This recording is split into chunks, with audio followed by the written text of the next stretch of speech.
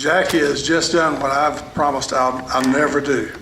I never share the name of another civic club when I'm at that service organization. And sometimes it's hard because I am a member and associated with 5 different organizations, and I'm pretty actively involved in them. Without service clubs, we wouldn't exist. It really was the founding of our organization from the very beginning. And I remember one night being at a Lions Club meeting. And as I was closing out the meeting as president, I said, "Is there anything else for the good of Kiwanis?" I think that's the only time we've ever done that. But folks, you as Rotarians are celebrating with us coming up in 2016, 50 years of involvement. 50 years ago, you built the Rotary Cottage.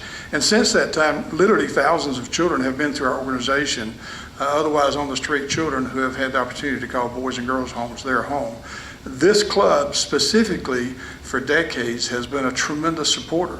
So we thank you for what you're doing and the difference that you're making. And because of that special friendship, again, I'm honored to be here just to give you a little bit of an update, maybe share some information, and at the end, if you'd like, answer a few questions. And I'll keep watching my watch here, make sure we're out here before 1:30. But again, thank you for having me here. When you think about Boys and Girls Homes, there are probably several questions that come to mind. When children go to Boys and Girls Homes, why do they go there? Where do they come from? When they get there, what opportunities do they have? And if they take advantage of these opportunities, what can happen? Well, to get you thinking along the line of the answer to some of those questions, I want to start out by telling you a story about Ron. Ron was one of the residents at Boys Home. And his father had deserted him when he was 7 years old, and he had 3 other brothers. Ron and his brothers were placed in an orphanage just outside, they were from Fayetteville, placed in an orphanage outside of Fayetteville at that time, all except for the younger brother who was 3 years old, who was too young to be placed. I think their cutoff age was 5 years old at that time, but the other brothers were placed there. And the years began to click off there with Ron at this orphanage, and things were going pretty well, but Ron was a little bit mischievous and constantly getting into things just a little bit. Wasn't a bad kid, but just getting into things a little bit. And one day, this was on a Saturday, late in the day, it was announced that it was going to be raining that night. And so the kids were asked, they had what they called barn boys and house boys that worked out in the farm there. And they had hay on the ground. So they invited all the barn boys out to go get hay up. And Marty, next to the youngest of these 3 brothers, was only 10 years old, and he wasn't old enough to be a barn boy, but they allowed him to go out and ride the truck. And there was a 15-year-old boy driving the truck at that time. As they were idling along to the barn that day, loaded down with hay. I mean, I don't think the fact that it was a 15-year-old boy had anything to do with what came up next, but just that's the full story. As the truck was getting near to the barn, loaded down with all this hay, you had kids jumping off of it, running on into the barn. And Marty, who was sitting on top of the hay just above the cab, decided he would jump off onto the cab. Ron was sitting on the front right fender, and Lloyd, the oldest brother, was actually in the back of the truck with the hay. And as Marty started to jump off, Ron saw this and said, "Marty, don't do that. You might," and he was moving. And sure enough, he fell off in front of the truck, and the front, big truck, high off the ground. The front 2 wheels went by him, and he panicked at that point, and he tried to crawl out to the side, and he didn't make it. Well, Ron and Lloyd were on the truck and saw what happened instantly. They were right there. Within 5 seconds, they were out where they are, and Ron was saying to the young man who was driving the truck, "You just ran over my brother." From that point on, at the orphanage, Ron was pretty hard to handle. And a couple of years went by, and one day the orphanage director told Ron, says, "Young man, if you get into any more trouble, I know you've had some rough experiences, but you have to get along here. You have to follow the program. If anything else happens, you're going to have to go." Well, a week or so later, Ron stole a carton of cigarettes from down the street at the service station on the corner, and then got caught smoking out behind the building. And sure enough, the director said, "Young man, you can't stay here any longer. You've got to go." And that was in 1958. The first cottage at Boys Home was being opened. So Ron had the chance to be placed at Boys Home. And in those days, and in fact, when the Rotary Cottage was opened, it was built to hold 16 boys in each cottage, 4 boys per bedroom. The laws across the country changed about 25 years ago and said you really can only put 8 to 9 children in one cottage, so 2 per bedroom is the most you can do. So that's where the cottages are today. There are 2 per bedroom, in a couple of cases 3 per bedroom. So Ron had the chance to be, at that time, the 16th boy in that first cottage being opened. First day of school, Mr. McCray, the director at that time, had been a winning coach at William & Mary for a number of years. Told Ron, says, Ron, you're kind of a tall lad. He says, have you ever thought about playing football? He said, no, sir, I've never had a chance. He said, do you think you would like to? He said, well, playing football sounds like a lot of fun. I think I'd like to do that. So that day, he said, well, don't come home from school on a bus. Stay at school and stay in football practice. And let's just see how well you can do at that. So Ron, that first day of football practice, he really did things he'd never done before. He ran like he'd never run before. He push-ups and all the stuff they do and bouncing against people. And so he came home. The next day he went to school. And instead of staying for football practice, he came home. Well, Mr. McCray, the director, always met the kids when they came off the bus each day. And he would kind of assign them chores around the campus as they got off the bus. And he saw Ron get off the bus. And he said, young man, what are you doing here today? You're supposed to be at football practice. He said, well, Mr. McCray, I don't think I want to do that. I'd never done that before, and that was hard. It was hot, it was hard. I don't think I want to do that. He said, wait over here a few minutes and let me talk with you. And then Mr. McCray dealt with all the other children and went off to the side to talk to Ron.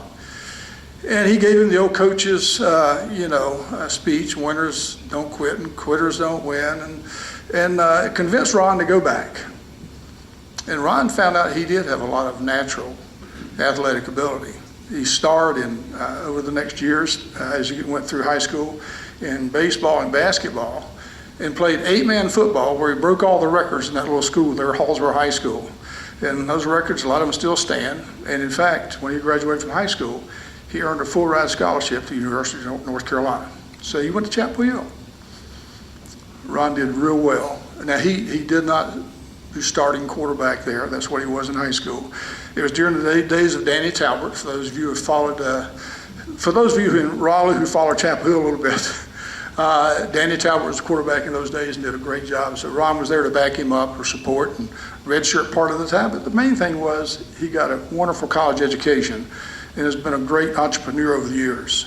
He's a Rotarian in Fort Mill, South Carolina. He's involved in giving back in a lot of different ways. He goes to Honduras just about every year. But the main thing Ron enjoys doing today is working with the homeless up around Charlotte and Fort Mill. And that's just where his heart is. I know Ron real well because, you see, I'm the 3-year-old that was left behind. I'm the 3-year-old that didn't make that trip. At the time that Dad had left and the brothers went to the orphanage, again, I was 3, and I was just pretty much from that point on with Mom and a lot on the streets. I didn't want to be in school, the last place I wanted to be, because we were kind of different. Mom's welfare check was about $45 to $55 a month. And in 1964, when I eventually went to live at Boys Home, Mom was receiving $83 a month from the Department of Social Services to help care for the 2 of us. At that time, she was paying about $35 a month for rent, about $25 a month for utilities, thus leaving about $23 a month for such as food, clothing, medical, educational, and so forth. As I look back now, I think you need to give Mom a lot of credit because I think she did a pretty good job with that $83. And to the Department of Social Services, because without them, we wouldn't have had that. Mom's social worker was a little more aware of my home situation than I thought. Certainly much more aware of my personal needs than I could have ever imagined. Suddenly there was a pre-placement visit to the Lake Waccamaw campus at Boys Home. And this time Ron was a sophomore at Carolina. I was a sophomore in high school, the year John F. Kennedy was shot. I had been truly absent from school that year, 110 days. I happened to be in school today that Mr. Kennedy was shot, otherwise I would not have seen that on television that day. 110 days. Mom's welfare check. My shoes, it was just a pair of Brogans. Maybe there was a pair of jeans, at most one. I'd been picked up for shoplifting food at the A&P store on Hay Street 3 times because there wasn't a whole lot of food in the house. I'd been picked up for shoplifting shoes out of the shoe store. The reason I'm telling you this story is, even as you think about our kids today, they're not necessarily bad kids, but they're kids that are in a survival mode. They don't want to be bad, but they do want to survive. So I'll never forget the first day from Fayetteville to Lake Waccamaw. That trip seemed like an eternity. There was a tremendous amount of anxiety about leaving home and going to live in a strange place with strange people. But also remember, as I arrived on that campus, met the boys and met the house parents, I remember saying, is it real? And is it really possible that this could become my home? It was and is. Suddenly my home was one of those beautiful homes on the Lake Waccamaw campus. That little house, that little one-room house that we had, no inside running water, no electricity. To move into something like the Rotary Cottage, to rebuild your cottage today would cost you in excess of $1 million. It's a beautiful facility. You've maintained it excellently. There were many firsts for me upon arriving at Boys Home. Sheets on a bed of my own, inside running water, regular meals, regular baths, or trips to a dentist.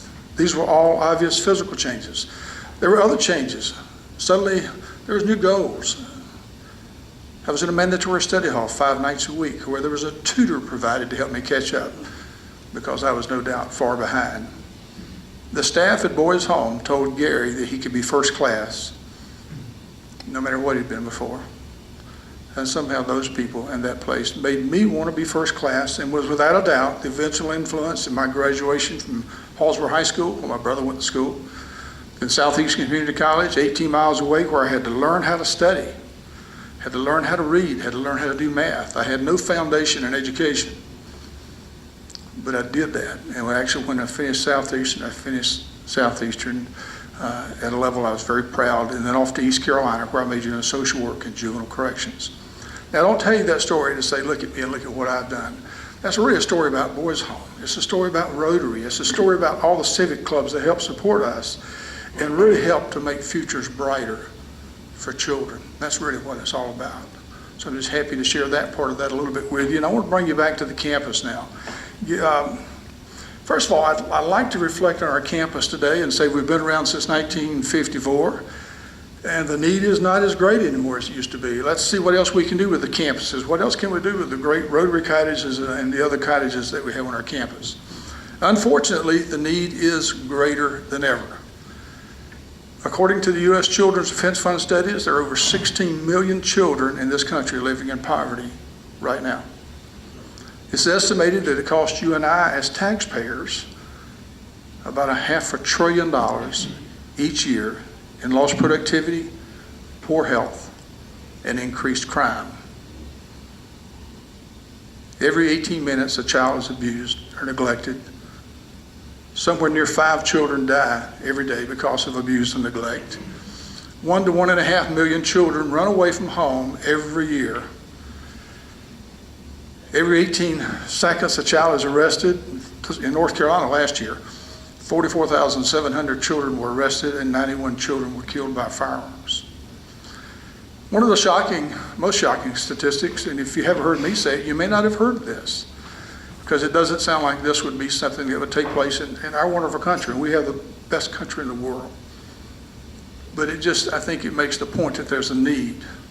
There's a need to work to help families. There's a need to work to help children. But last year in the United States, there were 5,000 children, according to the U.S. Children's Defense Fund studies, buried in unmarked graves. And you might say, Gary, why in the world would they be buried in unmarked graves? Well, between that 1 and 1.5 million that ran away from home last year, there were numerous times that it was never even reported. The mother or dad or aunt or uncle or sibling or grandparents did not even call the authorities to say, here's a picture of my son or daughter or grandchild. Here's what they were wearing the last time I saw them. Here's what their name is. Please help me find them. 5,000 times in this country last year. That's just a few of the statistics, I think, that continue to stand out, that I think that are important to understand as you reflect on the job and the need for what's going on at Lake Waccamaw, the Boys and Girls Homes, the thing that you're very much a part of. The thing we're most known for is our traditional residential program, where the kids do live in the cottages. In the beginning, it started out with 16 per cottages, and now it's 8 to 9 per cottage. The children are primarily referred by the county departments of social services. Right now, we're working with about 26 counties throughout the state. In the early years, it used to be from Manu to Murphy all the way across, but now we still get children from all the way across, but it's not as concentrated as it used to be. I think there's an effort certainly to try to refer children to programs closer to their home. But the program that we have is very unique, and sometimes that's not near a child's home where they need our services. About 90% of the children who come to us are in therapy because of the severity of the abuse and neglect that they've experienced. I often refer to, as I write and talk about our children today, that they are the most deserving ever in the history of our organization because of the abuse that they've been through. About 50% of our kids are having to be medicated with psychotropic drugs. They come to us that way. And there's a lot of people that go all the way through adulthood. I mean, a lot of people in wonderful positions that always have to have a need for this issue or treatment that they have. So I'm not saying that's bad, but I am saying that there's a recognized need that's there that we like to support our children whenever we can with that as well. On our campus, we have, and very important this summer, we have the World of Work program, where children are working on our campus. In my home and your home, you would call it the Chore and Allowance program. We like to call it the World of Work. We take all of our chores and break them down and give them a job description. Then we have a Work Fest job fair day and have all the children apply for the jobs that we have on the campus. And then they get their allowance or their wage every 2 weeks. And it's given to them in a check that's negotiable in our on-campus bank. So then as they go to the movies or do things that kids do on weekends, go bowling or to the movies or so forth, they've got their own money. Or if they just want to save to buy something that they'd like to have personally, that World of Work is there to help them. Flemington Academy, we just finished our second year on the Lake Waccamaw campus. The first year last year, we had 10 children to graduate, 7 of those off to college. And for the most part, most of those children, their parents didn't even graduate from high school. So now you've not only got them in high school, but off to college, 7 of the 10 last year.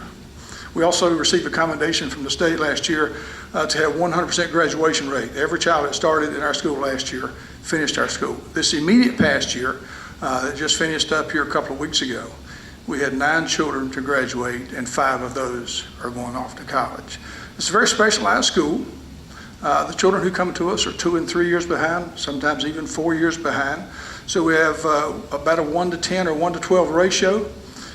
We have a no-fail, no-expel year-round policy. We do call it year-round even though they get July off. They will be back the 1st of August, and we just got out of school about a week ago. But year-round, they go to school 205 days instead of, I think, the 180 days. So it's an extra 25 days, and it's really an effort to help them catch up. What we found out going into our program last year with the specialization, we found 25 to 30% of our children achieving the AB honor roll at each grading period, and that followed through this year as well. So we've got some exciting things happening on our campus school. Our school is growing.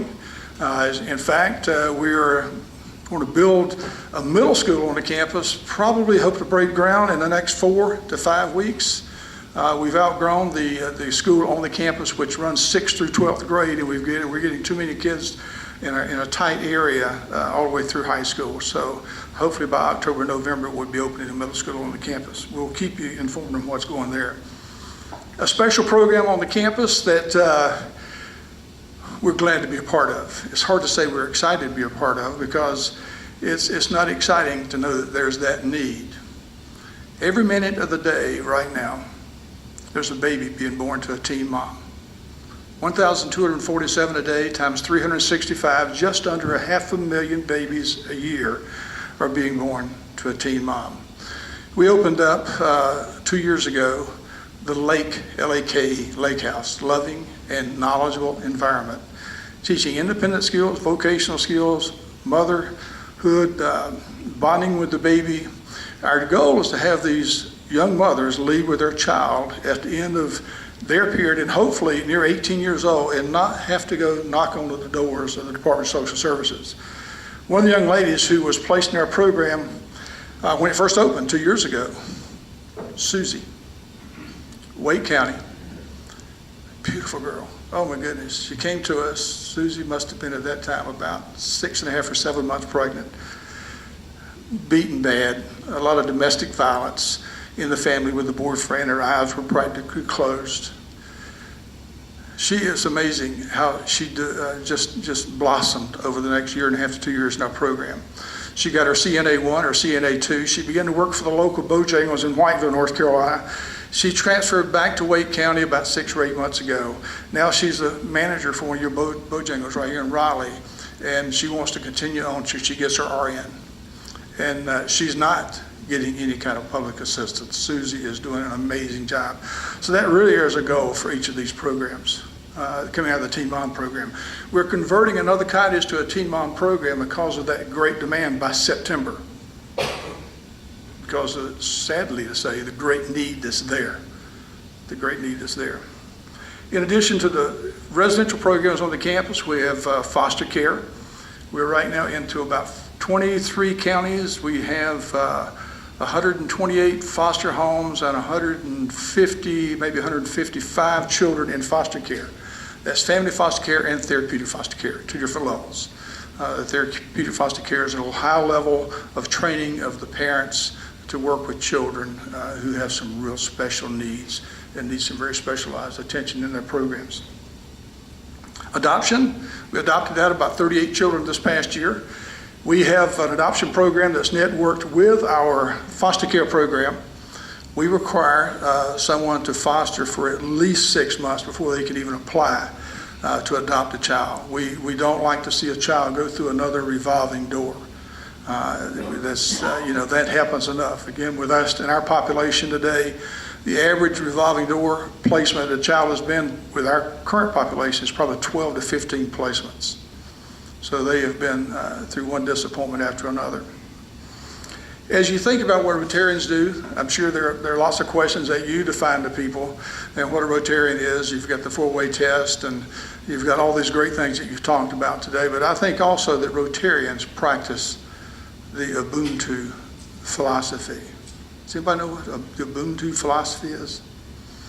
If you traveled into Africa or if you went to the internet and Googled Ubuntu, you would get Nelson Mandela talking to you about the Ubuntu philosophy, how people who travel through the areas of Africa and South Africa who have a need but don't even have to ask, people reach out to help them. The Ubuntu philosophy says, I am who I am because of you. The Ubuntu philosophy further says, we have an allegiance and a responsibility for each other. And that is no doubt a great philosophy that Rotarians follow. You may not say it, but you take on the responsibility for a lot. And Lake Waccamaw, we want to thank you for all that you take on responsibility for there. We had 5 of our girls up to work with you in your project this weekend. Actually, I was in another direction, and I just heard about this from Carrie sitting over here, and I know that they had a great time. They felt special to be in Raleigh. We thank you for what you do in your financial support. We thank you for what you do in your visiting out for Rotary Day. When you come out there, I was talking to several coming in earlier that you've been to the campus several times. If you have not been there to see what you're involved in, you owe it to yourself to do that. One of the philosophies that I have talked about since I came back 7 years ago was the philosophy we like to say is beauty is a silent teacher. Beauty is a silent teacher. The beauty of the campus and the facilities reflects the greatness that are in the children. So your Rotary Cottage is absolutely gorgeous, and it does reflect the greatness in the children that it serves. Folks, thank you so very much. It's an honor to be with you today. We appreciate what you do. Thank you.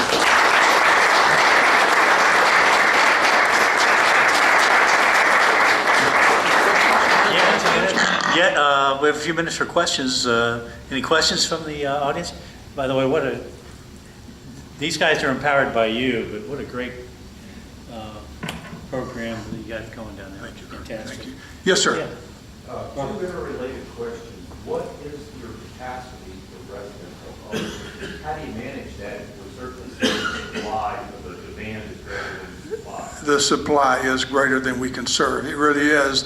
If you look back at the beginning, I remember when that last cottage was built, and I was a kid on the campus at that time, and the director stood around and said, there's something about that 100 number that sounds magical.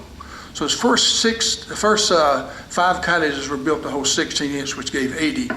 And then the last cottage, they said, let's put an extra bedroom in that cottage and have it be 20 and 400 boys. Well, again, about 25 years ago that changed, and that population of those cottages dropped to about 60. And they stay about full. In addition to those cottages, we have the Stango, the Wakefield cottages, and we also have the Solomon Assessment Stabilization Center, which takes kids in for about 45 days to assess their needs, stabilize them, and then put them into one of the other cottages. But we can't meet all the need. We get 25 to 30 referrals easily a month. Now, some of them are outside of our realm of being able to help. Some need a higher level of help, maybe a level 4, a level that we can't support. But that's we just do what we can do. But thank you. Yes, yes.